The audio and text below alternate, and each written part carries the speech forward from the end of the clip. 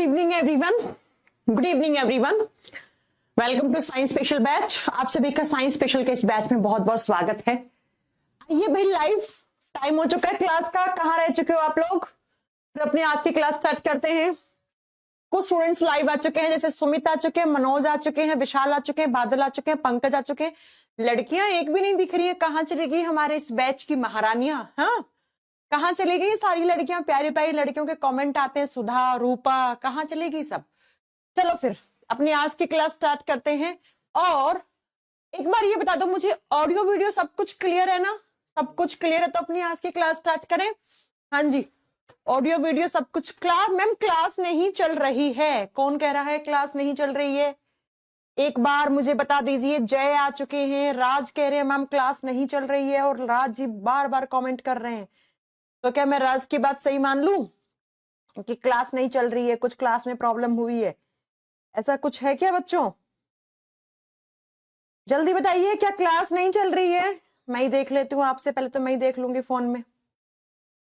लेकिन क्लास तो चल रही है, बड़ी अच्छे से चल रही है। राज कैसे आप ऐसे बात कह रहे हो कि नहीं चल रही है? बिल्कुल सही चल रही है क्लास, एकदम ऑल ओके। ओके, बच्चों के भी कमेंट आ गए मैम ऑल ओके। विपिन जी कह रहे राधे राधे राधे राधे बेटा। मनोज एकदम क्लास बढ़िया चल रही है। चलो फिर आज की क्लास स्टार्ट करते हैं। और ठंड बढ़ रही है ना? आपके यहाँ भी बढ़ी रही होगी ठंड। ऐसा तो है नहीं कि आप आउट ऑफ इंडिया बैठ के पढ़ाई कर रहे होंगे। आपके यहाँ भी सर्दी बढ़ रही होगी, तो ध्यान रखिए अपना। हम लास्ट क्लास में पढ़ रहे थे ह्यूमन ब्लड, यानी कि हमने चैप्टर कौन सा? तो सर्कुलेटरी सिस्टम, परिसंचरण तंत्र स्टार्ट किया था। और सर्कुलेटरी सिस्टम में हमने क्या क्या पढ़ लिया था? तो हमने पढ़ा था ब्लड क्या होता है, कहाँ पे बनता है। उसके बाद हमने पढ़ा था ब्लड में हीमोग्लोबिन कितना होता है, हीमोग्लोबिन का काम क्या होता है, एक्सेट्रा एक्सेट्रा। ऐसे हमने बहुत सारे पॉइंट पढ़ लिए थे। फिर हमने पढ़ा कि हमारे ब्लड में दो टाइप के कंपोनेंट्स होते हैं। एक होता है ब्लड का लिक्विड पार्ट, जिसकी वजह से हमारे खून में लिक्विडिटी आती है, जिसको हम कहते हैं प्लाज्मा। और ये प्लाज्मा कहाँ बनता है, प्लाज्मा का कलर कैसा होता है, कौन सा पिगमेंट देता है, प्लाज्मा में क्या क्या होता है, और प्लाज्मा में कौन कौन सी प्रोटीन होती है, और प्लाज्मा का क्या काम होता है। ये सारी क्लास हमने कल पढ़ ली थी। और हाँ बच्चों, आपकी स्पेशल डिमांड पे मैं आज से, अच्छा अभी तक तो जितनी क्लास हुई मैं उसकी पीएनजी नहीं सेव कर पाई हूं, लेकिन अब मैं थोड़ा सा कोशिश करूंगी कि आगे आपको बोर्ड वाली पीएनजी भी प्रोवाइड करवा दूं, क्योंकि बहुत सारे बच्चों की डिमांड आ रही है। बहुत सारे बच्चे टेक्निकल टीम को फोन करके बोल रहे होंगे कि काजल मैम अपना पीएनजी नहीं देती है। वैसे तो मैं कहती हूँ आप खुद नोट्स बना लो, मेरी हैबिट नहीं है, मैंने आज तक दिया नहीं किसी बैच में, है ना, समझ रहे हो। अब मैं कोशिश करूंगी, क्योंकि मेरी ना आदत है एक ही स्लाइड पे, आपने भी देखा होगा, एक ही स्लाइड पे लिखती हूँ, फिर इसको मिटाती हूँ, फिर लिखती हूँ, फिर मिटाती हूँ। तो बच्चा थोड़ा सा मेरे साथ प्रॉब्लम होगा, तो 2-4 दिन में देखती हूँ। अगर इससे नहीं तो अगले चैप्टर से पक्का आपको इतने में हैबिट डाल लेती हूँ, हो जाएगा 3-4 दिन में। तो जब हार्ड स्टार्ट करेंगे ना, तब से मैं आपको पीएनजी देना भी स्टार्ट कर दूंगी। ठीक है बच्चा? चलो फिर, ह्यूमन ब्लड यानी कि मानव का रक्त हमने पढ़ लिया था। ब्लड का लिक्विड पार्ट प्लाज्मा कहलाता है।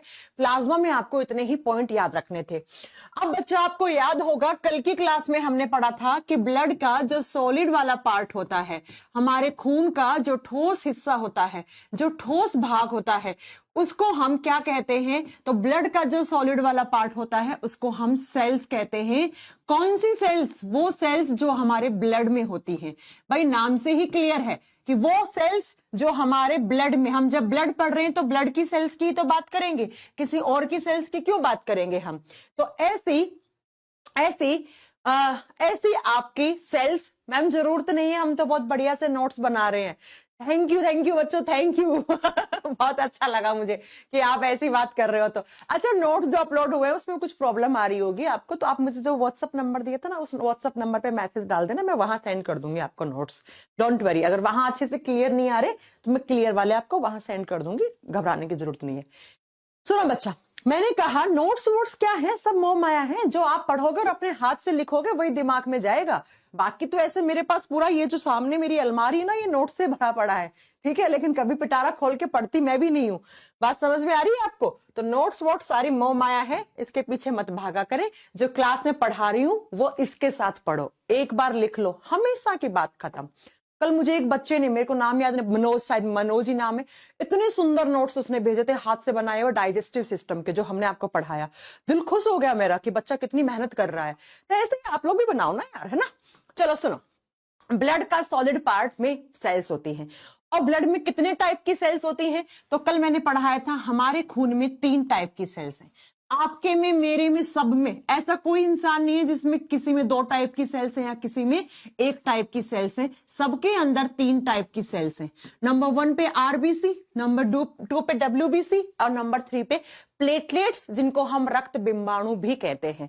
अब हमें एक एक करके तीनों पढ़ने हैं और यहां से बहुत सारे क्वेश्चन बनने वाले हैं। हर क्वेश्चन को बहुत अच्छे से नोट डाउन करना बच्चा। सबसे पहला लिखते हैं आरबीसी। नंबर 1 पे हम पढ़ेंगे आरबीसी। आज शायद हम आरबीसी ही कंप्लीट कर पाएंगे। डब्ल्यूबीसी थोड़ा बड़ा है, इसको पढ़ने में 2 दिन लग जाते हैं लगभग। चलो स्टार्ट करते हैं आरबीसी के बारे में। आरबीसी, जिसको हम फुल फॉर्म क्या कहते हैं? इसका फुल फॉर्म हम बनाते हैं रेड ब्लड सेल्स। नाम से क्लियर है, हमारे खून में वो सेल्स जो लाल कलर की होती हैं। हिंदी में लिख लो लाल रक्त कोशिका। बच्चा हम लोग जनरली आरबीसी बोल देते हैं, लेकिन कभी अगर आपने ब्लड रिपोर्ट चेक की है तो उसमें क्या लिखा हुआ आता है? उसमें लिखा हुआ आता है कि आपके बॉडी में एरिथ्रोसाइट्स इतनी होनी चाहिए, इतनी है। तो आरबीसीज को हम साइंटिफिकली किस नाम से जानते हैं? हम एरिथ्रोसाइट्स के नाम से भी जानते हैं। बच्चा एरिथ्रो शब्द का मतलब होता है रेड, और साइट शब्द जब भी आप पढ़ते हो ना CYTE, इसका मतलब होता है सेल। यानी कि रेड कलर वाली सेल्स कौन सी? आरबीसी, जिनको हम एरिथ्रोसाइट्स कहते हैं। हिंदी में सेम नाम है एरिथ्रोसाइट्स, या हम हिंदी में कह देंगे लाल रक्त कोशिका। लेकिन हिंदी मीडियम वाले बच्चों, इंग्लिश में आरबीसी ही लिखा हुआ आता है बहुत बार। ठीक है, तो मैंने कहा हमारे खून में जो लाल कलर की सेल्स है उनको आरबीसी, या हम साइंटिफिकली इनको एरिथ्रोसाइट्स भी कह देते हैं कभी कभी। बात समझ में आ गई होगी आपको? चलो अब बात करते हैं ये आरबीसी क्या होती हैं, कैसे बनती हैं, क्या काम है इनका, हमारे बॉडी में क्यों होती हैं, ब्लड में कम हो जाएंगी तो क्या हो जाएगा, ज्यादा हो जाएगा तो क्या हो जाएगा, ये सारी बातें एक्सेट्रा एक्सेट्रा एग्जाम में भी आती है। सबसे पहले हम बात करेंगे आरबीसी की। आरबीसी कितनी होनी चाहिए? बच्चा मैंने पढ़ाया आपके खून में कितने टाइप की सेल्स होती हैं? 3 टाइप की। कौन कौन सी? RBC, WBC and platelets. जब भी आप क्वांटिटी की बात करते हो, क्वांटिटी की मतलब होता है बच्चा संख्या, यानी कि इन तीनों में आप संख्या की बात करोगे, कौन सी ज्यादा है कौन सी कम है। तो याद रखिएगा आरबीसी हमेशा मिलियंस में होती है। उसके बाद पीएल फॉर प्लेटलेट्स, बिंबाणु, ये होती हैं लाखों में। और जो आपकी डब्ल्यूबीसी होती है ना बच्चा, ये थाउजेंड्स में होती है, ये हजारों में ही होती है। तो आपसे पूछ ले हमारे खून में सबसे ज्यादा कौन सी सेल्स हैं, तो आपका आंसर होगा सबसे ज्यादा आरबीसी है, और सबसे कम कौन सी है? डब्ल्यूबीसी है। बच्चा ये क्वांटिटी की बात हो गई, तो आप लिख सकते हो 2 पॉइंट क्या? It is the largest blood cell. यह है हमारे ये हमारे खून में सबसे कम पाई जाती है और ये हमारे खून में सबसे ज्यादा पाई जाती है। नेक्स्ट पॉइंट सुनो, जिस संख्या में जितनी ज्यादा होती है वो साइज में उतनी ही छोटी होती है। जैसे मैं अगर आपको एक पॉलीथीन दूं और उसमें बोलूं 5 बॉल भर लो, एक बॉल का साइज ये है और एक का साइज ये है, तो ये वाली साइज वाली कम जाएंगी, ये ज्यादा जाएंगी। तो बच्चा जब साइज की बात करते हैं ना, हम आकार की बात करते हैं, तो डब्ल्यूबीसी सबसे बड़ा मिलेगा आपको, देन प्लेटलेट्स पीएल, और देन कौन? आपका आरबीसी। तो बच्चा यहां से 4 क्वेश्चन बन गए आपके, बहुत ध्यान से समझना। हमारे खून में सबसे ज्यादा आरबीसी, सबसे कम डब्ल्यूबीसी, हमारे खून में सबसे बड़ी डब्ल्यूबीसी और सबसे छोटा आरबीसी। अब कितनी कितनी होती है तो अभी हम पढ़ेंगे। जरा आइएगा आरबीसी की क्वांटिटी की बात कर लेते हैं कि ये कितनी होनी चाहिए, इसकी संख्या की बात कर लेते हैं। तो मेल का मतलब लड़कों में, आपको कल मैंने पढ़ाया था ना कि लड़कों में थोड़ा सा खून ज्यादा होता है लड़कियों के मुकाबले में। तो ऑब्वियस सी बात है, जब लड़कों में थोड़ा खून ज्यादा होता है तो उनमें आरबीसी भी थोड़ी ज्यादा होती है। लड़कियों में जब थोड़ा सा खून कम होता है लड़कों के मुकाबले में, तो लड़कियों में आरबीसी थोड़ी कम होती है। ठीक है, तो मेल के अंदर कितनी होनी चाहिए? 5 से 5.5 मिलियंस पर 100 ml HB। क्या मतलब समझे इसका? कि अगर आपने 100 ml आपका हीमोग्लोबिन लिया है तो उसके अंदर 5 से 5.5 मिलियन आपकी आरबीसी की संख्या होनी चाहिए। किसमें? तो मेल बॉडी में, यानी कि लड़कों के अंदर इतनी आरबीसी होनी चाहिए। लड़कियों में कितनी होती हैं? तो लड़कियों में 4 से 4.5 लिख दो। ऑन एन एवरेज की जब बात करते हो तो हम बोल देते हैं 4 से 5 मिलियन आपके बॉडी में आरबीसी की संख्या आती है। कितने में? तो 100 ml में। 100 ml आप जानते हैं कितना हो गया। इतनी बात समझ में आ गई बच्चा। और आरबीसी सबसे ज्यादा है, मिलियंस में है, ये बात भी आपको समझ में आ गई। अब एक पॉइंट बहुत ध्यान से सुनना, लड़का और लड़की के खून में सिर्फ आरबीसी में ही डिफरेंस होता है। डब्ल्यूबीसी और प्लेटलेट जितनी लड़कों में होती हैं उतनी ही लड़कियों में होती हैं। अब आपका खून रेड कलर का मतलब आरबीसी लाल कलर की। खून के अंदर जो मेन सेल्स होती है ना, हम आरबीसी को बोलते हैं ब्लड की मेन सेल्स, मुख्य कोशिकाएं बोलते हैं इनको। क्यों बोलते हैं? खून भी लाल रंग का और आरबीसी भी किस कलर का? लाल कलर का। और आरबीसी को लाल कलर कौन देता है? तो कल हमने पढ़ा था आरबीसी को लाल कलर हीमोग्लोबिन देता है। मैं बोलूं खून को लाल कलर कौन देता है? तब भी हीमोग्लोबिन। और मैं बोलूं आरबीसी को लाल कलर कौन देता है? तब भी हीमोग्लोबिन। तो आरबीसी लाल होती है, आरबीसी के पास हीमोग्लोबिन होता है और आपके खून में भी हीमोग्लोबिन होता है। तो बच्चा, और आरबीसी सबसे ज्यादा होती है, तो हम ये कह देते हैं कि आरबीसी जो होती है ना, वो हमारे खून की मुख्य कोशिकाएं हैं, मेन सेल्स है, ये मुख्य कोशिका है। यानी कि खून का मतलब ही आरबीसी है। मैं ये बोलूं तो इसका मतलब ये नहीं कि डब्ल्यूबीसी और प्लेटलेट्स अपना काम नहीं करती, वो बेचारी काम करती हैं, लेकिन ये डोमिनेंट करती है क्योंकि इनकी संख्या ज्यादा होती है और इनका काम वही होता है जो आपके खून का मेन काम है। इसलिए हम बोल देते हैं RBC is the main cell of blood. ठीक है बच्चा, चलो नेक्स्ट पॉइंट सुनो। आरबीसी जो है इतनी होनी चाहिए, मैम समझ में आ गया। आरबीसी का लाल कलर किसकी वजह से? इसकी वजह से समझ में आ गया। ये आरबीसी कहां से आती है? तो भाई ये खून का हिस्सा है, जहां खून बनता होगा वहीं से आरबीसी बनती होंगी। तो अगर मैं आपसे पूछ लूं कि आरबीसी का फॉर्मेशन कहां होता है, तो आप सभी लोग मुझे क्या बताओगे? आरबीसी का निर्माण कहां होता है? अरे मैम जहां खून बनता है। तो बताओ ना खून कहां बनता है? तो खून बनता है आपकी बोन मैरो में, आपकी अस्थि मज्जा में, है ना। बढ़ाया था ना बोन मैरो क्या होता है, या मैंने कहा था कभी कभी नोट्स में या फिर आपको बुक्स में लिखा हुआ मिलेगा रेड बोन मैरो, क्योंकि सिंपल सी बात है, जहां पे आरबीसी होंगी वो लाल कलर का हो जाएगा। तो रेड बोन मैरो भी लिखा हुआ मिल सकता है आपको। तो आरबीसी कहां बना? बोन मैरो में। और आपको मैंने ये बात भी बहुत अच्छे से पढ़ाई थी कि जो लंबी लंबी हड्डियां होती हैं उनमें बड़ा सा बोन मैरो होता है, तो वहां पर ज्यादा मात्रा में खून या ज्यादा मात्रा में आरबीसी बनता है। अब लंबी लंबी हड्डियां जैसे आपकी टांग के अंदर थाइज में, थाइज मतलब जांग, जांग में कौन सी होती है? फीमर। फीमर कहां होती है? थाई बोन होती है, ये जांग में होती है बच्चा। घुटने, घुटने के ऊपर और यहां से कुल्ले को जोड़ती है वो बीच में, उसको हम थाई बोन बोलते हैं, जांग की हड्डी बोलते हैं। जैसे आपकी बैकबोन देखो ना, यहां से शुरू होकर यहां खत्म होती है, तो कितनी लंबी हो गई। तो मैं ये कहना चाह रही हूं कि अगर कभी आपको एग्जामिनर कंफ्यूज कर देना कि सबसे ज्यादा आरबीसी कहां बनती है, तो आप बोलोगे रीढ़ की हड्डी में, और जांग की हड्डी जिसको हम फीमर कहते हैं वो लंबी लंबी होती हैं, तो उनमें सबसे बड़ा बोन मैरो होता है, तो वहीं पे सबसे ज्यादा आरबीसी बनती है। आप कंफ्यूज ना हो इसलिए मैंने इसको लिख के भी आपको समझा दिया है। ठीक है बच्चा, तो आरबीसी बोन मैरो में बन गई। ठीक है, अब बोन मैरो मतलब बोन से बाहर आएंगी हड्डियां, क्या होती है? पोरस होती है, छेद होते हैं, उन्हीं छेद से ये बाहर आ जाएंगी। अब बाहर आके इनका जो काम होगा वो काम करेंगी। अब कितने दिन तक करती हैं? तो बच्चा आप बताओगे, जो आरबीसी होती हैं इनका लाइफ स्पैन, लाइफ स्पैन का मतलब होता है जीवन काल। जीवन काल कितने दिनों का होता है आरबीसी का? तो आरबीसी का लाइफ स्पैन 120 डेज का होता है, ये 120 दिन तक सरवाइव करती है। देखो आरबीसी क्या है, आखिर है तो एक सेल ही ना। और आप जानते हैं हमारे बॉडी में हजारों लाखों सेल्स हर एक दिन मरती हैं, और हजारों लाखों सेल्स वापस भी बनती हैं बच्चा। मरती हैं, बनती हैं, मरती हैं, बनती हैं, ये तो चलता रहता है, ये तो चलता रहता है। ठीक है, तो आरबीसी कितने दिन तक सरवाइव करती है? 120 डेज, 120 दिन तक सरवाइव करती है। अब मैम 120 दिन के बाद क्या होता है? 120 दिन के बाद आरबीसी की डेथ हो जाती है, आरबीसी मर जाती है, इनकी मृत्यु हो जाती है।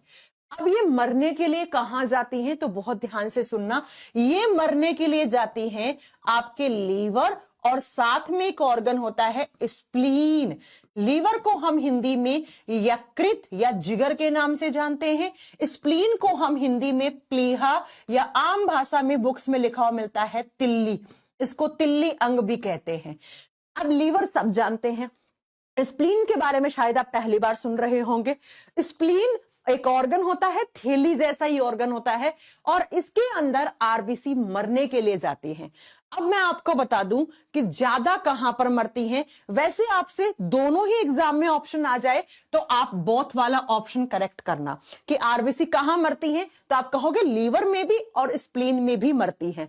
लेकिन बच्चों, स्प्लीन में थोड़ी ज्यादा मरती हैं, स्प्लीन में ज्यादा मरती हैं। तो अगर दोनों ऑप्शन आ गया और बोथ वाला ऑप्शन नहीं है, तब आप स्प्लीन को टिक करके आ जाना, ठीक है। अब बच्चा, जहां पर मरती हैं इसलिए इनको हम बोलते हैं ग्रेवयार्ड ऑफ आरबीसी। ग्रेवयार्ड का मतलब होता है कब्रिस्तान। जैसे मरे हुए लोगों को हम कहां लेके जाते हैं, कब्रिस्तान में, ठीक ऐसे ही मरी हुई आरबीसी लीवर और स्प्लीन में जाती है। इसलिए हम कहते हैं लीवर और स्प्लीन जो होता है वो आरबीसी का कब्रिस्तान माना गया है। आरबीसी का कब्रिस्तान, ग्रेवयार्ड ऑफ आरबीसी के नाम से जाना गया है इन दोनों को, ठीक है। बच्चों, मैंने कहा, आपको याद है ना, मैंने आपको लीवर पढ़ा था तो मैंने कहा था लीवर बतेरे काम करता है, खूब काम करता है। देखो ना, आज एक और फिर लीवर का काम पढ़ लिया कि लीवर आरबीसी को भी जगह देता है कि आरबीसी बहन आ जाओ, मर जाओ, यहाँ पे मेरे पास खूब जगह है ना। मैंने कहा था ना, स्टोर हाउस होता है लीवर। लीवर बड़ा होता है, हर चीज को स्टोर कर सकता है, बड़ा दयालु होता है आपका लीवर। तो देखो ना, आरबीसी को भी जगह दे दी इसने। तो बच्चों, आरबीसी बनी कहां, बोन मैरो में। सबसे ज्यादा जांग में जो आपकी फीमर होती है और जो बैकबोन रीढ़ की हड्डी होती है, उसमें सबसे ज्यादा आरबीसी बनती है। 120 दिन तक ये सरवाइव करती हैं, जो भी इनका काम होता है वो काम करती हैं बेचारी। अभी पढ़ेंगे हम काम क्या होता है। उसके बाद ये मरने के लिए लीवर और स्प्लीन के पास जाती है, इसलिए हम कह देते हैं लीवर और स्प्लीन को आरबीसी का ग्रेवयार्ड कहा गया है।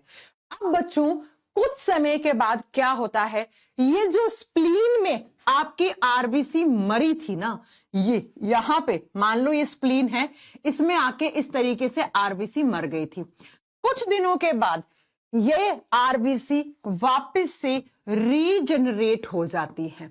क्या हो जाता है इनका रीजेनरेशन हो जाता है, यानी कि इनका पुनः निर्माण हो जाता है। ये वापस से बनने लग जाती हैं बच्चा, इनका वापस से निर्माण, फिर से फॉर्मेशन होना शुरू हो जाता है। तो रीजनरेट कहां होती हैं, तो आपको बताना है आरबीसी का रीजनरेशन स्प्लीन में होता है। यहां पे आई थी, मरी थी और मर के वापिस रीजनरेट हो गई। जब रीजनरेट हो गई तो यहीं पर वो रीजनरेट होती है स्प्लीन में, और यहीं पर ही कुछ देर, कुछ दिनों के लिए स्टोर भी हो जाती है बच्चा। स्प्लीन में यहीं पे वो स्टोर हो जाती है। अब मान लो किसी दिन आपके बॉडी में आरबीसी की कमी हो गई, जैसे मैं आपको बताती हूं ये कब निकलती है। आपने आप बहुत अच्छे इंसान हो, आपको पता लगा फलाना इंसान को खून की कमी है, तो मैं अपना खून डोनेट करके आ जाता हूं। तो आपको पता लगा कि मैं 1 यूनिट खून डोनेट करके आ जाता हूं, यार उसकी जान बच जाएगी। 1 यूनिट में 250 ml से 300-350 ml के बीच में आप खून देते हो। इतना खून आप देते हो, पता है आपको। हाँ, कुछ डॉक्टर होते हैं खून के प्यासे, 400 ml तक भी निकाल लेते हैं, वो होते हैं आपके खून के प्यासे लोग, ठीक है बच्चा। सुनो, लेकिन आपको ये सब चीजें नॉलेज पता होना चाहिए, बिकॉज आप जानते हैं आजकल हर एक ऑर्गन की, हर एक चीज की तस्करी होती है। तो आपको अगर आपने बोला है मैं 1 यूनिट खून देता हूं, तो आपको देखना है कि उसने कितना ml निकाला है। पता लगे इंजेक्शन चुभोया और आपका 1 यूनिट बोल के 700 ml निकाल लिया, है ना। तो ऐसा नहीं होना चाहिए, आपको इन सब चीजों की नॉलेज भी होनी चाहिए। तो बच्चा 1 यूनिट खून आप दे के आए, है ना, और 1 यूनिट खून आपने दे के आए, आपको कोई फर्क नहीं पड़ा। क्यों? क्योंकि बच्चा 1 यूनिट के बराबर खून यहां पे स्टोर होता है आपकी स्प्लीन में। आपकी स्प्लीन में यहां पे लगभग 1 यूनिट ब्लड, यानी कि इतनी आरबीसी स्टोर होती हैं जितनी आपके 1 यूनिट खून में चाहिए होती है, जितनी चाहिए होती हैं। तो इसीलिए हम कहते हैं कि जो स्प्लीन है ना, इसको हम कह देते हैं blood bank of human body. जैसे अगर हमारे बॉडी को कभी भी थोड़ी बहुत खून की कमी हुई तो वो किससे ले लेगा? वो किससे ले लेगा बच्चा? स्प्लीन से ले लेगा। मैंने कहा ना, कि अगर आपने 1 यूनिट खून दिया है तो कोई बात नहीं, आपके बॉडी में कुछ भी फर्क नहीं पड़ेगा। क्यों नहीं पड़ेगा? क्योंकि भाई 1 यूनिट खून के बराबर आपकी स्प्लीन के पास आरबीसी पड़ी है, और खून का मतलब भी क्या है? आरबीसी। तो इसीलिए हम कहते हैं जो स्प्लीन है ना, इसको blood bank of human body भी कहा जाता है। और आरबीसी तो कभी कभी ब्लड बैंक ऑफ आरबीसी भी कह देते हैं, ऐसा भी कुछ कह देते हैं। ठीक है बच्चा? और ब्लड बैंक क्या होता है? ऐसी बैंक जहां से आप खून लेके आते हो इमरजेंसी कंडीशन में। ठीक है, ऐसे ही हमारे बॉडी में भी एक छोटा सा बैंक है, उसमें हम इमरजेंसी कंडीशन में खून ले सकते हैं और वो दे भी देता है। तो उस ऑर्गन को हम क्या कहते हैं? उसको हम स्प्लीन कहते हैं, उसको प्लीहा या तिल्ली कहते हैं। ये सिर्फ आप यहीं पढ़ोगे, इसके अलावा आप कहीं पर भी नहीं पढ़ने वाले हो इस ऑर्गन के बारे में। आरबीसी बनी, 120 दिन तक अपना काम करी, उसके बाद आरबीसी मर गई। मरने के बाद जो स्प्लीन में गई थी वो वापस रीजनरेट होके यहाँ पे स्टोर हो जाती है कुछ सर्टेन टाइम ऑफ पीरियड के लिए। उसके बाद क्या होता है? आपको कभी भी जरूरत पड़ी उस दिन आपके बॉडी में ये आ जाता है। ठीक है बच्चा? अब नेक्स्ट पॉइंट सुनो, आरबीसी का शेप कैसा होता है? अगर आपसे पूछे कि आरबीसी कैसी दिखती है, आकार कैसा होता है, आप अगर आरबीसी एक सेल है और सेल को देखने के लिए आप क्या यूज में लोगे? Electron microscope. तो इसकी माइक्रोस्कोपिक इमेज कैसी बनेगी? तो आपको बताना है ये बाइकॉनकेव शेप में दिखती है। कैसी? बाइकॉनकेव, यानी कि द्विअवतलाकार इसका क्या होता है? शेप होता है। और आप जानते हैं, आपने फिजिक्स में पढ़ा है बाइकॉनकेव शेप कैसा होता है, आप जानते हैं ये बात। ठीक है बच्चा? ओके, तो इसका शेप फिक्स होता है, बाइकॉनकेव शेप की होती है। नेक्स्ट पॉइंट में बात आती है, आरबीसी क्या है? आरबीसी का फुल फॉर्म क्या है? Red blood cell. और सेल के सेंटर में क्या होता है? सेल के सेंटर में न्यूक्लियस होता है। तो मैम आरबीसी भी एक सेल है, इसमें भी क्या होना चाहिए? न्यूक्लियस यानी केंद्रक होना चाहिए। लेकिन मैं आपको बता दूं, आरबीसी ऐसी सेल है हमारी बॉडी की जिसके पास न्यूक्लियस नहीं होता है। आप जानते हैं आरबीसी ऐसी दिखती है। कैसी? ऐसी दिखती है, उसमें किसी भी टाइप का न्यूक्लियस नहीं होता है। तो आपको बताना है कि आरबीसी के अंदर लिख लो, nucleus is absent in human RBC. हमें हमारी आरबीसी से मतलब है, हमें नहीं पता गाय भैंस घोड़ा बकरी के आरबीसी में न्यूक्लियस होगा या नहीं होगा। ठीक है? ह्यूमन वैसे नहीं होता। ठीक है? Nucleus is absent in mammalian RBC, या लिख लो आप तो ह्यूमन आरबीसी। मनुष्य की लाल रक्त कोशिका या लाल रक्त कणिका में न्यूक्लियस नहीं पाया जाता है, केंद्रक नहीं पाया जाता है। तो आपसे एग्जाम में क्वेश्चन पूछता है कि हमारे बॉडी की वो कौन सी सेल्स हैं जिनके पास खुद का न्यूक्लियस होता ही नहीं है। तो आपको ऑप्शन में ढूंढना है हमेशा आरबीसी। मिलेगा, मिलेगा 110% आपको वही मिलेगा। बच्चा केमिस्ट्री में जल्दी स्टार्ट कर दूंगी। हाँ, केमिस्ट्री में करूंगी 20 तारीख के बाद आपका केमिस्ट्री स्टार्ट कर दूंगी। और आप लोग मुझे टाइमिंग भी बताना प्लीज ना, केमिस्ट्री की क्लास की टाइमिंग क्या रखें हम। ओके, केमिस्ट्री भी मैं स्टार्ट कर दूंगी। मैं सोच रही हूँ कि मैं 3 दिन बायो पढ़ाऊं, 3 दिन केमिस्ट्री पढ़ाऊं, ऐसा कुछ करके मैं थोड़ा सा शेड्यूल बना रही हूँ, फिर आपका केमिस्ट्री भी स्टार्ट करती हूँ। Nucleus is absent in human RBC, यानी कि मनुष्य की आरबीसी में केंद्रक नहीं पाया जाता है। जबकि बच्चों यहां पर एक एक्सेप्शन बनता है। एक्सेप्शन का मतलब होता है अपवाद, यानी कि किसकी आरबीसी में केंद्रक पाया जाता है। तो आपको लिखना है अपवाद, समझते हो ना, जो इस लाइन को लागू नहीं करता है उसको एक्सेप्शन, उसको आप बोलते हो अपवाद। बच्चा आपने नाम सुना होगा जिराफ का, बिल्कुल सुना होगा।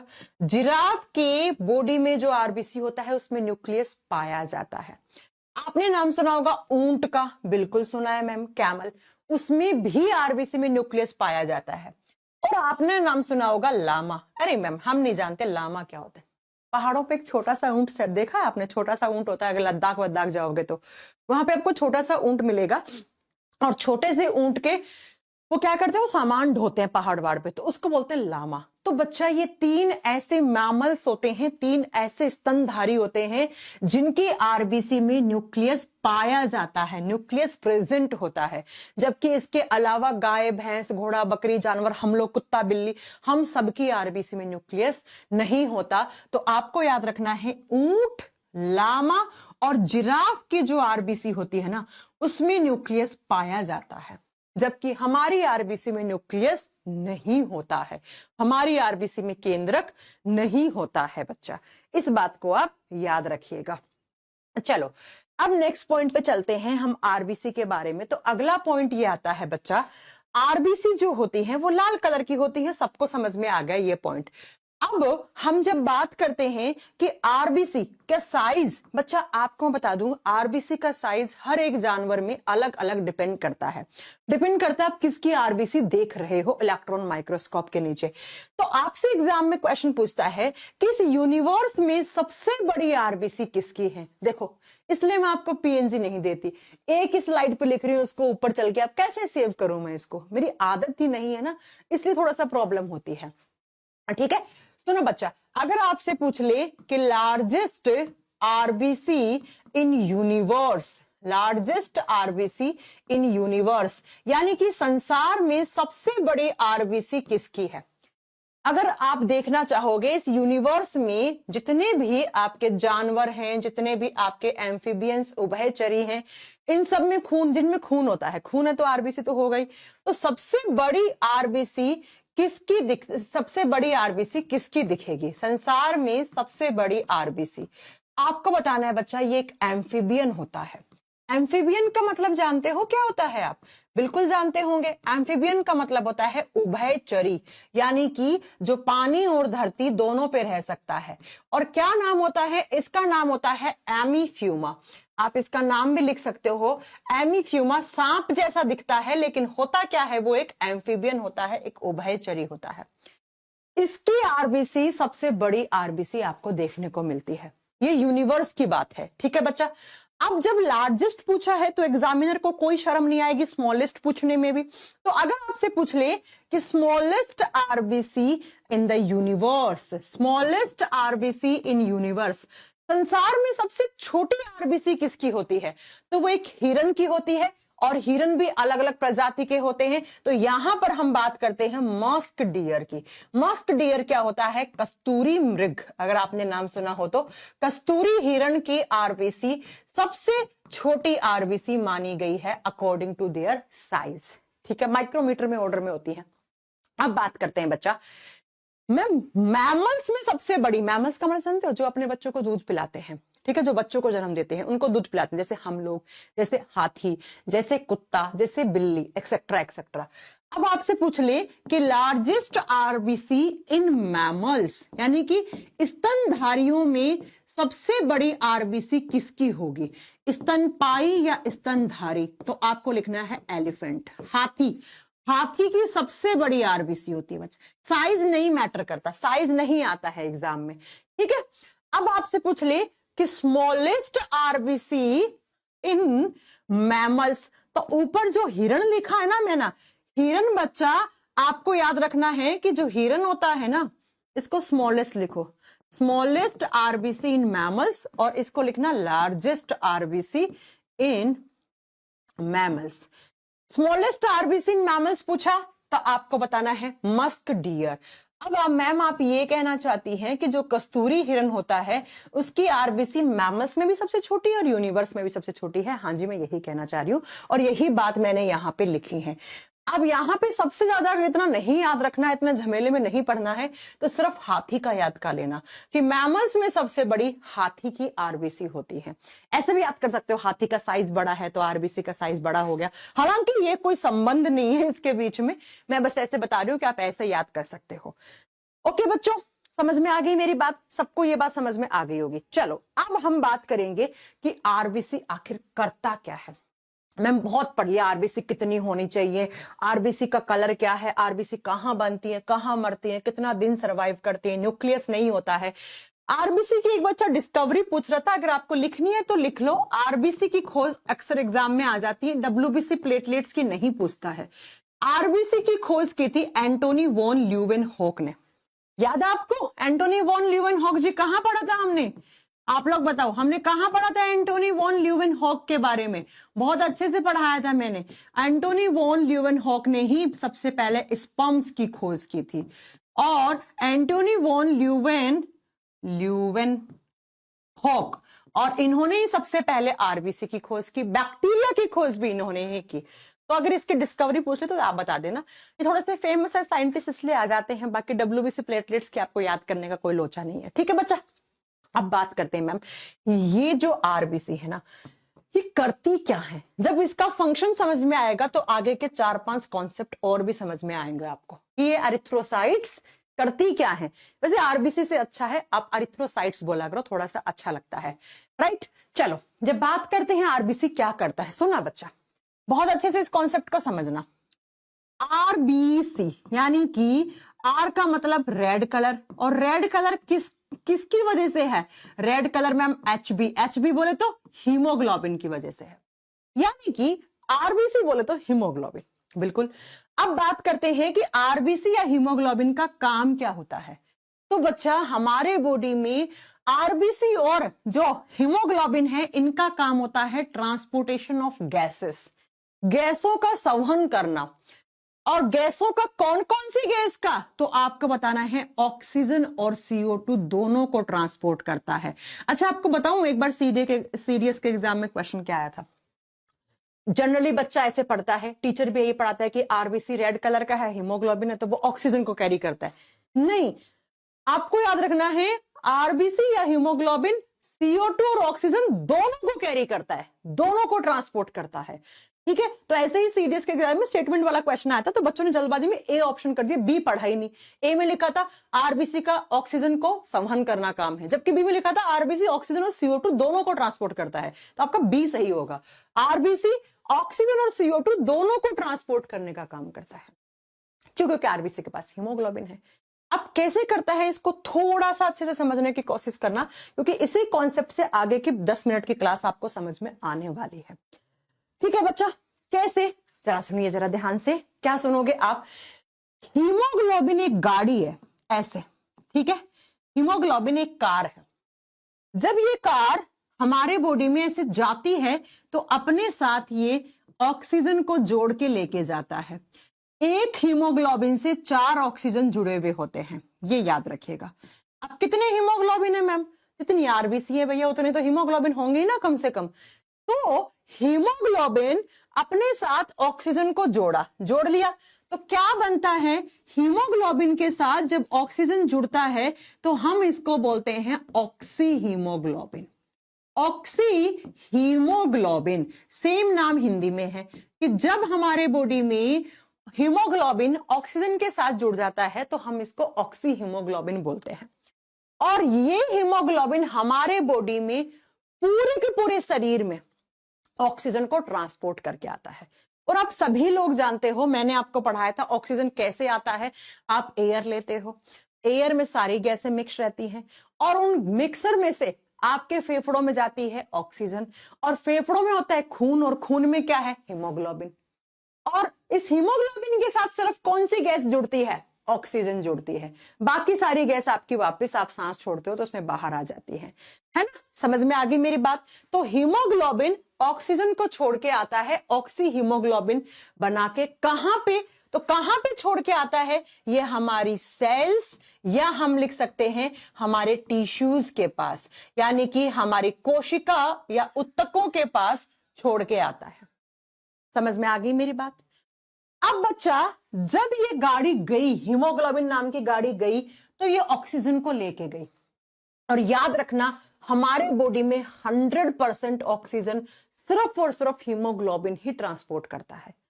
अब गाड़ी जब वापस आती है तो हमारे सेल्स के पास बनता है CO2, और उस CO2 को लेकर आती है। पहले समझते हैं कैसे बनता है। आप सब जानते हैं हमारी सेल्स के पास ग्लूकोज होता है, बिल्कुल होता है, ठीक है। और ऑक्सीजन आ गया, ये ऑक्सीजन आया, यहां आया, ऑक्सीजन ने ग्लूकोज को तोड़ा, क्या बन गया, carbon dioxide plus water plus energy. ये बात मैं 50 बार पढ़ा चुकी हूं, बार बार वैसे मुझे नहीं बतानी चाहिए। आप खुद सोचो बच्चा, ऑक्सीजन आया, अब जब वापस आएगा तो वो क्या लेके आएगा, ये ऑक्सीजन कौन लेके आया, हीमोग्लोबिन। जब वापस आएगा तो क्या लेके आएगा, CO2 लेके आएगा। इसीलिए मैं कहती हूं कि हीमोग्लोबिन ने ऑक्सीजन और CO2 दोनों को ट्रांसपोर्ट किया। तो आप लिखोगे जब वापस आता है ना तब वो क्या लेके आता है, तब वो कार्बोक्सी हीमोग्लोबिन कहलाता है बच्चा। क्या कहलाता है? कार्बोक्सी हीमोग्लोबिन कहलाता है। यानी कि जब वो सेल्स और टिश्यू से लौटता है हीमोग्लोबिन, तो वो अपने साथ कौन सी गैस को जोड़ के ले आता है? CO2 को जोड़ के ले आता है। और इसीलिए आपको याद रखना है कि आरबीसी सिर्फ ऑक्सीजन को नहीं, ऑक्सीजन एंड CO2 दोनों को ट्रांसपोर्ट करता है हमारे बॉडी में। कहां लाके छोड़ेगा? फेफड़ों के पास। फेफड़ों से आपकी CO2 बाहर, ऑक्सीजन अंदर, CO2 बाहर, ऑक्सीजन अंदर। तो बच्चों, हीमोग्लोबिन वो गाड़ी है, जब वो जाती है किसी सेल और टिश्यू के पास तो ऑक्सीजन लेके जाती है, आती है तो CO2 लेके आती है। फंक्शन समझ में आ गया आरबीसी का? आरबीसी का काम क्या? ये आरबीसी का ही फंक्शन है। रेड कलर की, यानी कि लाल कलर, किसकी वजह से? हीमोग्लोबिन। तो मैंने आरबीसी बोला, हीमोग्लोबिन बोला, बात बराबर है बच्चों। अब सुनो मेरी बात, क्या कि मैंने यहां पे लिखा कि हीमोग्लोबिन 100% ऑक्सीजन को ट्रांसपोर्ट करता है। ये एकदम यूनिवर्सल ट्रुथ है ना? लेकिन बच्चों मैं आपको बता दूं, हीमोग्लोबिन कार्बन डाइऑक्साइड को 100% ट्रांसपोर्ट नहीं कर पाता। ये सिर्फ 75% ही कार्बन डाइऑक्साइड को हमारे बॉडी में ट्रांसपोर्ट करता है। एक क्वेश्चन है स्टेट पीसीएस में, यहां से क्वेश्चन बनते हैं। अब क्वेश्चन आता है, मैम बाकी का 25% CO2 कैसे आता है? तो मैं आपको बता दूं, बाकी का 25% CO2 पानी के साथ मिक्स हो जाता है। देखो ना, CO2 प्लस वाटर, और एक एसिड बना देता है, जिस एसिड को बोलते हैं आप H2CO3, जिसका नाम होता है कार्बोनिक एसिड। यानी कि बाकी का 25% आपके बॉडी में एसिड बन जाता है। अब आप कहोगे मैम एसिड है तो फिर ये तो बहुत खतरनाक होगा। अरे नहीं भैया, ये फिर आयंस में टूट जाता है। H plus CO3 two negative ions में टूट जाता है। और आप जानते हैं हमारे बॉडी में आयंस जरूरी होते हैं हमारे बॉडी के लिए, ऑस्मोरेगुलेशन के लिए। तो बच्चों 25% CO2 ऐसे आता है और 75% CO2 ऐसे आता है। लेकिन ऑक्सीजन के पास कोई विकल्प नहीं है। ऑक्सीजन सिर्फ और सिर्फ किसके साथ जुड़ता है? हीमोग्लोबिन के साथ जुड़ता है। ये मैं आपको समझाना चाह रही थी, और शायद मैंने आपको बहुत अच्छे से समझा भी दिया है। क्यों, समझ गए ना? ठीक है, चलो, ये फंक्शन हो गया आपका आरबीसी का। एक हीमोग्लोबिन से 4 ऑक्सीजन, तो ठीक वैसे ही एक हीमोग्लोबिन से 4 CO2। ये आपका आरबीसी का फंक्शन हो गया बच्चा। अब जरा मैं आपको एक स्टेटमेंट बोलना चाहती हूं, आप लोग बताओगे मुझे क्या स्टेटमेंट? आपने अक्सर एक लाइन सुनी होगी, क्या? बंद कमरे में कभी भी अंगीठी जला के नहीं सोना चाहिए। ये सर्दियों में हम करते हैं। सर्दियों में क्या करते हैं? जिन लोगों को ज्यादा नॉलेज नहीं होती है, जो पढ़े लिखे नहीं होते, गांव वाव में होता है ऐसा, तो वो लोग क्या करते हैं गांव वाव में, कमरा जलाए, कमरा बंद कर लिया, खिड़की विड़की सब कुछ बंद कर ली कमरे की, है ना, ताकि हवा ना आए, ठंड ना लगे, और अंदर एक अंगीठी का मतलब जिसमें कोयला डाल के और आग तापते रहते हैं, है ना। अब बच्चा, आपने सुना होगा बंद कमरे में कभी भी अंगीठी जला के नहीं सोना चाहिए, क्योंकि आपके वहां पर दम घोटू गैस बनने लग जाती है। आखिर इसके पीछे का कॉन्सेप्ट है क्या, तो वो सुनो। जब आपने कमरा खोल रखा था, तो आपके हीमोग्लोबिन के साथ कौन जुड़ रहा था? ऑक्सीजन जुड़ रहा था। आप छोड़ो ऑक्सीजन, ऐसे मत समझो, आप ऐसे समझो। देखो बच्चा, जब आपका कमरा खुला था, खिड़की विड़की खुली थी, तो उस कमरे में क्या आ रहा था? आप बताओगे बच्चा? CO2 आ रहा था, है ना। जब आपके बॉडी में प्रॉपर मात्रा में कोयले में कार्बन होता है, जो अंगीठी जलाई उसमें कार्बन तो होगा ही, उसको मिला प्रॉपर मात्रा में ऑक्सीजन आग लगाता है, जलाता है। वो कोयला जली किसकी वजह से? ऑक्सीजन की वजह से। तो वहां से CO2 बना। ये कमरा है, ये कमरा खुला है, चारों तरफ से बढ़िया तरीके से ऑक्सीजन आ रही है इसमें, तो बढ़िया तरीके से ये कोयला जल रहा है, ये कार्बन जल रहा है, और यहां से CO2 बन रही है। खत्म। अब मैंने कर दिए दरवाजे बंद। जब दरवाजे बंद कर दिए तो यहां पे ऑक्सीजन की सप्लाई कम हो जाएगी ना, ऑक्सीजन का लेवल डिक्रीज हो जाएगा इस कमरे में। तब यहां पे बनेगा CO, और CO को बोलते हैं हम कार्बन मोनोऑक्साइड। क्या बोलते हैं बच्चा इसको? Carbon monoxide. और अब अगर आप ऐसे कमरे में हो जहां पे अंगीठी जल रही है, जिसका कोयला जल रहा है और लगातार कार्बन मोनोऑक्साइड बन रहा है, ये कार्बन मोनोऑक्साइड आपके खून में जाके घुलेगा।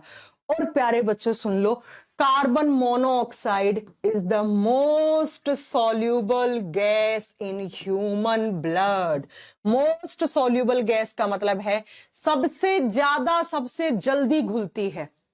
हमारे खून में सबसे ज्यादा घुलनशील गैस किसको माना गया है? आप बताओगे CO को। अच्छा, खून में घुलना क्या चाहिए था, जुड़ना क्या चाहिए था? हीमोग्लोबिन के साथ जुड़ता क्या है? ऑक्सीजन। ये जब तक जुड़ रहा है, आप मैं सब जिंदा हैं। अब मैं इस कमरे को बंद कर दूं तो इस ऑक्सीजन से पहले, याद रखना, ऑक्सीजन से 200 गुना ज्यादा जल्दी कार्बन मोनोऑक्साइड जाके हीमोग्लोबिन के साथ जुड़ जाता है। अब हमारी सेल्स के पास क्या नहीं जाएगा? ऑक्सीजन की पावर कट। क्या जाएगा? ये भाई साहब जाएंगे। क्यों? क्योंकि ये ऑक्सीजन को रिप्लेस कर देता है और हीमोग्लोबिन के साथ जुड़ जाता है। और हीमोग्लोबिन के साथ क्यों जुड़ता है? क्योंकि हमारे खून में सबसे ज्यादा घुलनशील गैस होती है। ऑक्सीजन से 200 गुना ज्यादा जल्दी जुड़ जाती है ये गैस। किसके साथ? हीमोग्लोबिन के साथ। और अब हमारे टिश्यूज, हमारे ऑर्गन्स, फेफड़ा, सबके पास कौन सी गैस जा रही है? CO। और CO जाके करेगी दम घोटने का काम। इसीलिए हम इसको दम घोटू गैस कहते हैं बच्चा। ये दम घोटेगी। दम क्यों घुटेगा? ऑटोमेटिक घुटेगा, ऑक्सीजन की कमी हो जाएगी। अगर मैं आपका मुंह ऐसे थोड़ी देर के दबा को रोक दूं, दम घुट जाएगा, सांस निकल जाएगी, क्योंकि किसकी पावर कट होगी? ऑक्सीजन की। तो ठीक है, ऐसे ही अब ये धीरे धीरे दम घोटती है। पता है, इसको मीठी नींद लाने वाली गैस भी बोलते हैं। पहले आपको हल्की सी ऐसे नींद आएगी, आपको लगेगा मैं सो जाता हूं, मुझे नींद आ रही है, आप उठोगे ही नहीं। ये धीरे धीरे मारती है, टाइम लगता है 30-40 मिनट, 1 घंटा 1.5 घंटा लगता है मारने में इंसान को। ऑटोमेटिकली इतना जल्दी नहीं मर जाता 2-4 मिनट में। ठीक है बच्चों, तो कार्बन मोनोऑक्साइड सबसे ज्यादा जल्दी घुलती है, हमारे हीमोग्लोबिन के साथ जुड़ जाती है। 2 नंबर पे ऑक्सीजन, 3 नंबर पे CO2। ये होता है इनका घुलने का कर्म। ठीक है, इसीलिए आपने देखा होगा पिछले साल बहुत सारे लोग मनाली जा रहे थे, ट्रैफिक लग गया था बहुत भयंकर वाला, जाम लग गया था 24 घंटे के लिए। तो जो लोग बेवकूफ लोग होते हैं, जिनको थोड़ी बहुत भी नॉलेज नहीं होती, वो क्या करते हैं, गाड़ी का हीटर ऑन करा, शीशे एकदम बंद कर लिए, मर गए थे बहुत सारे लोग ऐसे गाड़ियों के अंदर। आपको पता है ना, ये बात सुनी होगी अपने न्यूज में, हर साल मरते हैं ऐसे बहुत सारे लोग। गाड़ी जल रही है तो गाड़ी में भी तो कार्बन है ना, गाड़ी के इंजन में क्या है? कार्बन है भाई। बिना ऐसा कोई फ्यूल ही नहीं जिसमें कार्बन, हाइड्रोकार्बन से तो फ्यूल बनता है, पेट्रोल डीजल सब क्या है? हाइड्रोकार्बन से बने हुए हैं, तो उसमें कार्बन है। कार्बन, अब शीशे बंद कर दिए आपने, ऑक्सीजन की पावर कट हो गई, तब आपकी गाड़ी में क्या बनना शुरू हो गई? ये बनना शुरू हो गई। और फिर इसके आपको हल्की सी नींद आएगी, आपका हीटर चल रहा है, आपको लगेगा नींद आ रही है, और नींद नहीं आएगी, आप मर जाओगे। ठीक है, तो कभी भी बंद गाड़ी नहीं करके ऐसे बहुत देर तक गाड़ी के अंदर बैठना चाहिए। और ना ही कभी बंद कमरे में ऐसे कोयला वोयला जला के शीशे विशे बंद करने चाहिए। थोड़ा खिड़की विड़की खुला रखो। क्यों? क्योंकि वहां पर दम घोटू गैस बन जाएगी, सफोकेटिंग गैस बोलते हैं इसको। ये सफोकेशन फील करवाती है, मीठी मीठी नींद लाएगी, और वो इतनी मीठी होगी कि आप उठ ही नहीं पाओगे। क्यों? क्योंकि ये पावर कट हमारे बॉडी में ऑक्सीजन की कर देती। तो ये कॉन्सेप्ट भी मैंने आपको समझा दिया। चलो, अब नेक्स्ट पॉइंट जो आपको समझा, ये मैं कुछ एक्स्ट्रा नॉलेज दे रही हूं आपको, लेकिन एग्जाम में आता है। अब आपने कभी एक सेंटेंस सुना है, अगर आप कभी पहाड़ों पे जाते हो तो आपके गाल और ये कान लाल हो जाते हैं, है ना? या पहाड़ी लोगों को देखना, उनके गाल टमाटर जैसी लाल रहती है। ऐसा क्यों होता है? हाँ, कोल माइंस में भी कार्बन मोनोऑक्साइड रिलीज होकर बहुत सारे लोग मर जाते हैं। बिल्कुल बिल्कुल सही बोला। कोल माइंस में कोयले को अपन क्या करते हैं? जलाते हैं, तो माइंस कवर होती हैं, तो वहां पर भी ये सफोकेटिंग गैस निकल के बहुत सारे लोग मर जाते हैं। बहुत बार मरे भी हैं बहुत सारे लोग। अब मेरी बात जरा ध्यान सुनो। पहाड़ी लोग एकदम लाल टमाटर जैसे उनके गाल होते हैं और कान होते हैं। और आप भी अगर पहाड़ों पे जाओगे तो आप एक धीरे धीरे, अगर पहाड़ ऐसे हाइट में चल रहे हो आप, तो आपके भी कान और गाल लाल हो जाते हैं। ऐसा क्यों? क्योंकि जब भी आप हिल स्टेशन पे जाते हो, पहाड़ों पे जाते हो, तो आपके बॉडी में 4 से 5% RBC की मात्रा बढ़ जाती है। RBC इंक्रीज होना शुरू हो जाती है, 4 से 5% RBC बढ़ जाती है। अब ऐसा क्यों होता है? चलो बताते हैं हम कि ऐसा क्यों होता है। आप जानते हो RBC का लाल कलर हीमोग्लोबिन की वजह से। और हीमोग्लोबिन का काम क्या है? ऑक्सीजन को ट्रांसपोर्ट करना। जब तक हमारे बॉडी में ऐसे जा रहा है, तब तक हमारे बॉडी में, आप जानते हो, ग्लूकोज जल रहा है और एनर्जी बन रही है। और एनर्जी हमेशा कांस्टेंट रहती है आपके बॉडी में, एनर्जी कांस्टेंट रहती है, आप भी ये बात जानते हैं। तो बच्चा, जब तक आपके बॉडी में हीमोग्लोबिन ऑक्सीजन के साथ जा रहा है तो आपके बॉडी में एनर्जी कांस्टेंट रहती है। अब चाहे आप फ्लैट एरिया पे हो चाहे ऊपर हो, आप एनर्जी हमेशा कांस्टेंट ही रहती है। और आप जानते हैं कि जब आरएचएस वाला साइड, ये वाला राइट हैंड साइड वाला कांस्टेंट रहता है, ये एनर्जी कांस्टेंट है आपके ना, यहां कोई बदलाव नहीं है इसके अंदर। जब आरएचएस साइड कांस्टेंट होती है तो लेफ्ट वाली साइड क्या हो जाती है, इन्वर्स हो जाती है। या आपने इतना तो पढ़ा होगा थोड़ा बहुत तो आपने ना ये चीजें। तो बच्चा, अगर हम यहाँ हीमोग्लोबिन की जगह मैं आरबीसी लिख दूं, तो अगर यहाँ पे लेफ्ट हैंड साइड में हम देखेंगे तो क्या हो जाएगा बच्चा, लेफ्ट हैंड साइड में ऑक्सीजन यहां आ जाएगा, इन्वर्स हो जाएगा।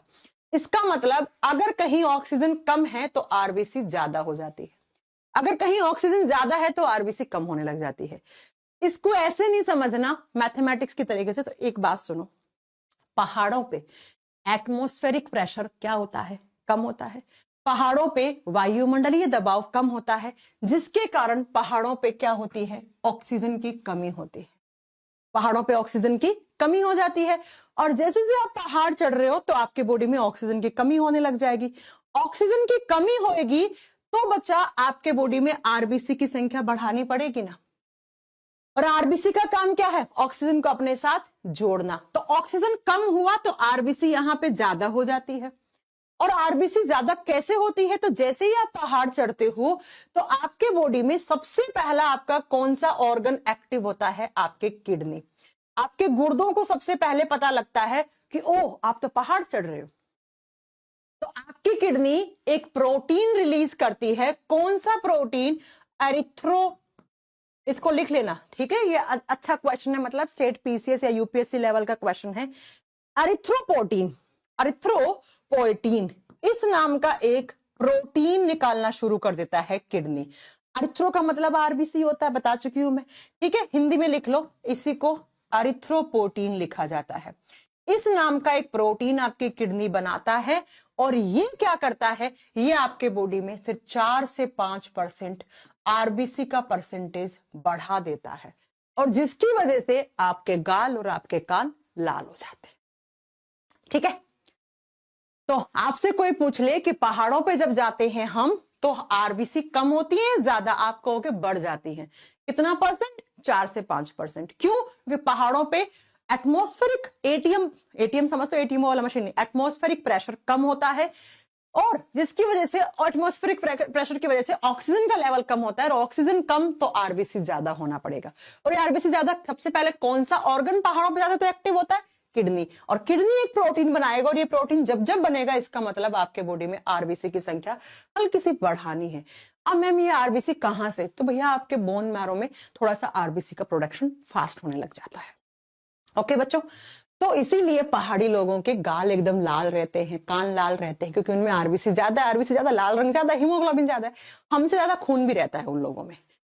ठीक है बच्चों, समझ में आ गया कि पहाड़ पे जाते हो तो आपके आरबीसी कैसे कम हो जाती है, सॉरी कैसे ज्यादा हो जाती है। इतनी बात आपको समझ में आ गई होगी। अब हमने आज आरबीसी के बारे में सारी बातें पढ़ ली। आरबीसी क्या होती हैं, कहां बनती हैं, कितने दिन सरवाइव करती हैं, कितने दिनों के बाद मर जाती हैं, कहां मरती हैं, वापस कहां बनती है, सारी बातें मैंने पढ़ ली। कल थोड़ा सा आरबीसी के बारे में डिजीज बताएंगे, आरबीसी से होने वाली कौन कौन सी बीमारियां होती हैं, उसके बाद हम डब्ल्यूबीसी स्टार्ट कर देंगे।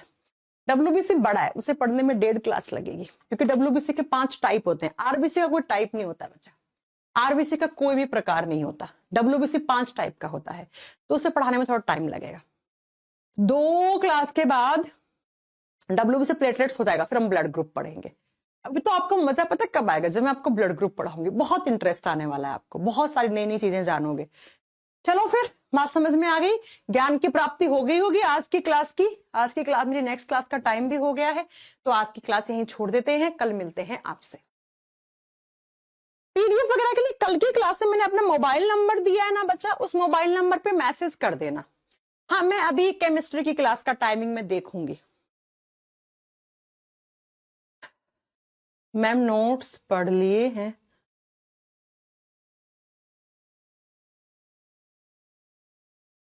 मनीष कह रहे टाइम चेंज कर दो। टाइम क्यों चेंज करना है मनीष, पहले दिन से ही अपने बैच का यही टाइम है बेटा।